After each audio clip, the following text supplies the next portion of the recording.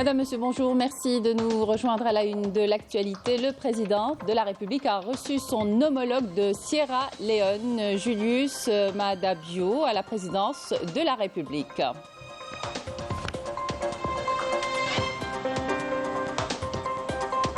Le président de Sierra Leone, Julius Maada Bio, a déposé ce matin une gerbe de fleurs devant la stèle commémorative à la mémoire des Chouhada au sanctuaire des martyrs à Alger. L'Algérie a entamé mardi son mandat en tant que membre non permanent du Conseil de sécurité des Nations Unies pour une durée de 2 ans, avec l'engagement ferme de porter la voix de l'Afrique dans cet organe central de l'ONU.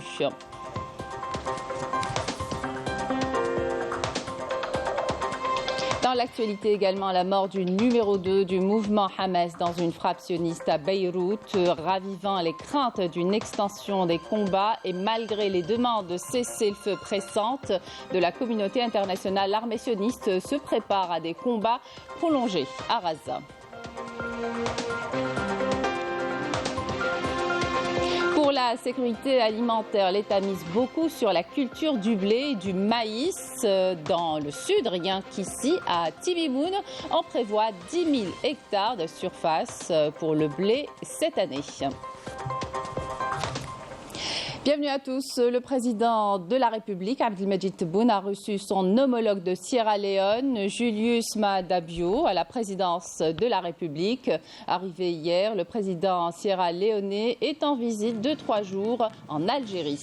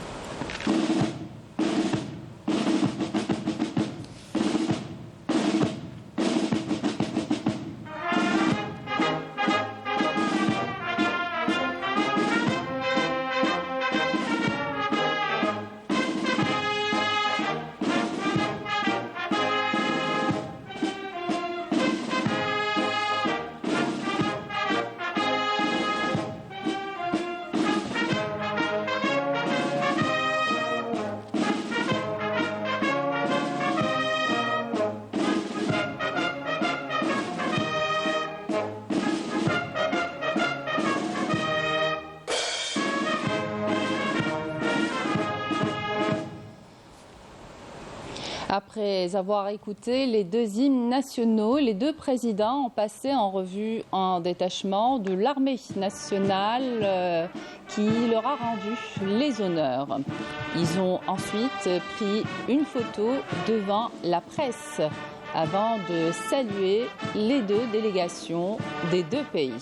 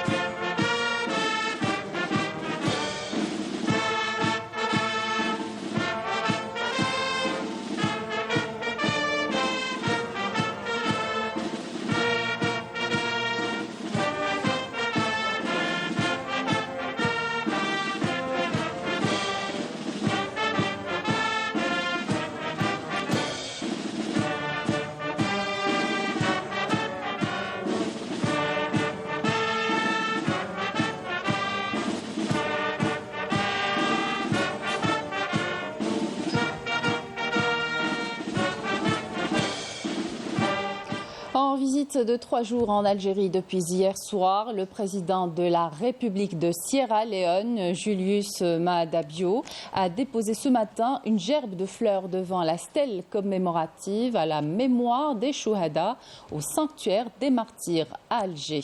Le président de la République de Sierra Leone était accompagné du ministre des Affaires étrangères et de la communauté nationale à l'étranger, Ahmed Attaf.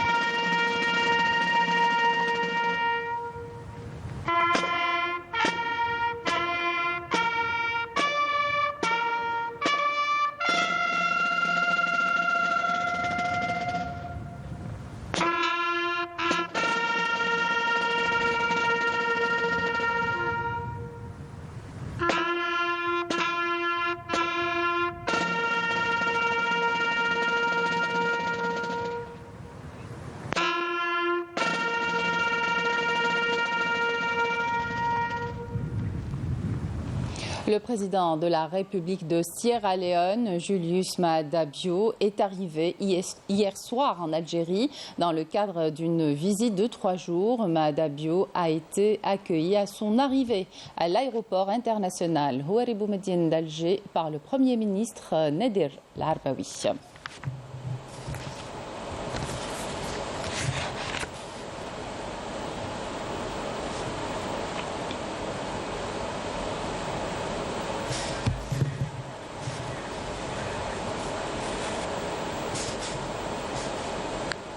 Après consultation du ministre de l'Intérieur, des collectivités locales et de l'aménagement du territoire, le président de la République a signé hier un décret présidentiel portant nomination de Sami Medjoubi Wali de Relizène.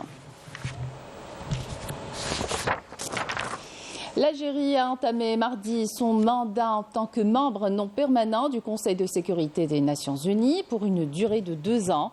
À cette occasion, le représentant permanent de l'Algérie auprès des Nations Unies, l'ambassadeur Ammar Benjama, a prononcé une allocution dans laquelle il a évoqué les priorités du mandat de l'Algérie et ses engagements en faveur de la paix et de la sécurité dans le monde. Je vous invite à l'écouter.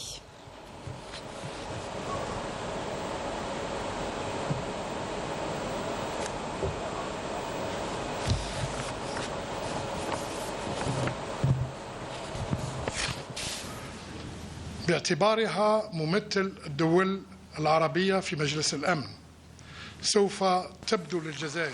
En tant que représentant des pays arabes au Conseil de sécurité de l'ONU, l'Algérie œuvrera sur les instructions du président de la République, Abdelmadjid Tebboune, à la défense des causes justes.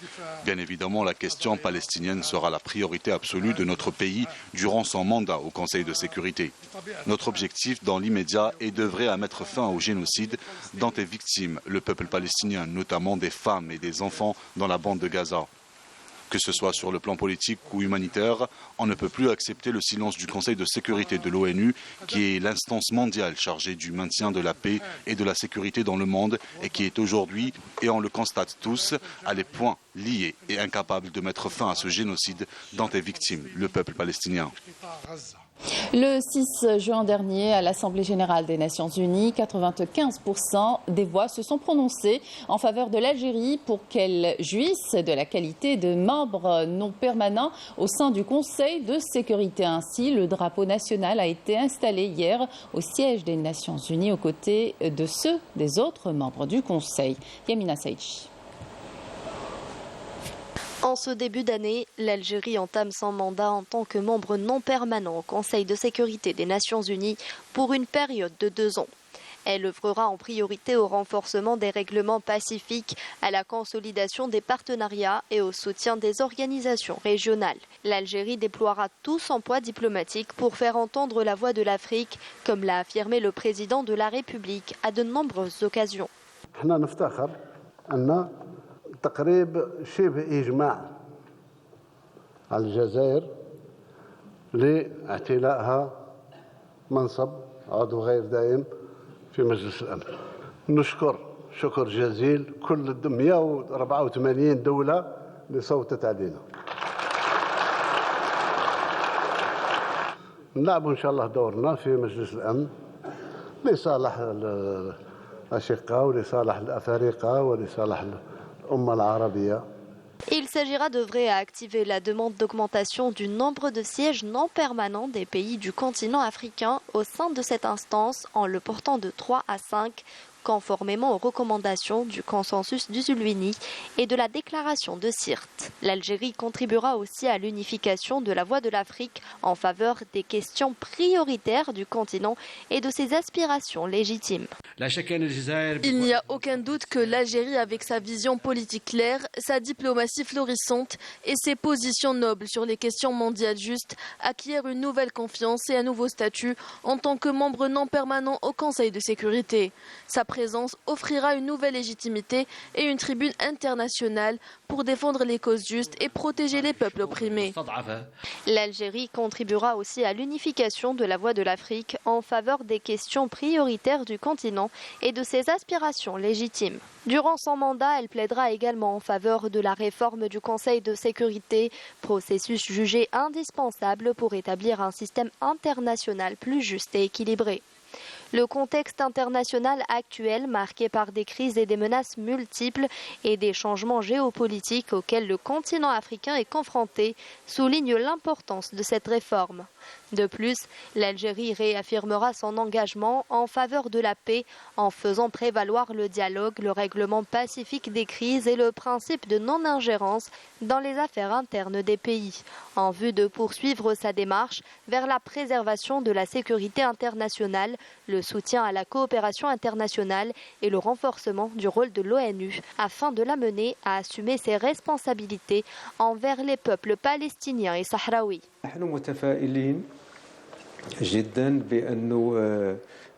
Nous sommes optimistes du fait que l'Algérie soit la nouvelle voix puissante, défendant les causes justes et la légitimité internationale. C'est la position de l'Algérie, fidèle à la révolution de novembre.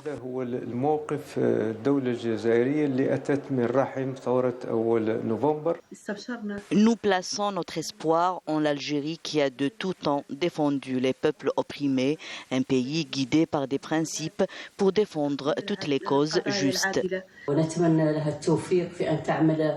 Nous lui souhaitons la réussite dans ses efforts pour mettre fin au génocide perpétré contre nos frères en Palestine et au Sahara occidental.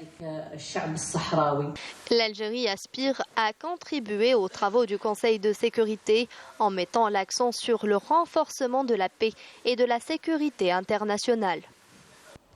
À l'étranger, le numéro 2 du Hamas, Salah al-Harouri, a été tué hier dans une frappe sioniste près de Beyrouth qui a visé le bureau du Hamas dans la banlieue sud de la capitale libanaise, ravivant les craintes d'une extension des combats. 2 chefs de la branche militaire du Hamas, les brigades Azzedine al-Qassam, ont aussi été tués dans la frappe, comme 4 autres cadres du mouvement. Selon le chef du Hamas, Ismail Haniyeh, qui a fustigé un acte terroriste et assuré que le mouvement ne serait jamais vaincu. Le Premier ministre libanais a dénoncé aussi un nouveau crime sioniste qui vise à entraîner le Liban dans une nouvelle phase de confrontation avec l'entité sioniste. Même son de cloche du côté du Premier ministre de l'autorité palestinienne qui a mis en garde contre les risques et les conséquences qui pourraient en découler. Je vous invite à écouter la réaction de Youssef Hamdan, représentant du mouvement Hamas en Algérie, qui décrit une agression lâche dont les objectifs seraient d'étendre les combats au-delà de la bande de Gaza.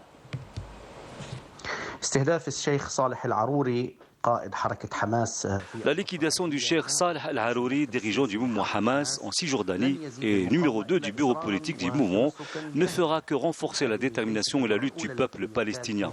Ce n'est pas la première fois qu'on tue des dirigeants du mouvement Hamas.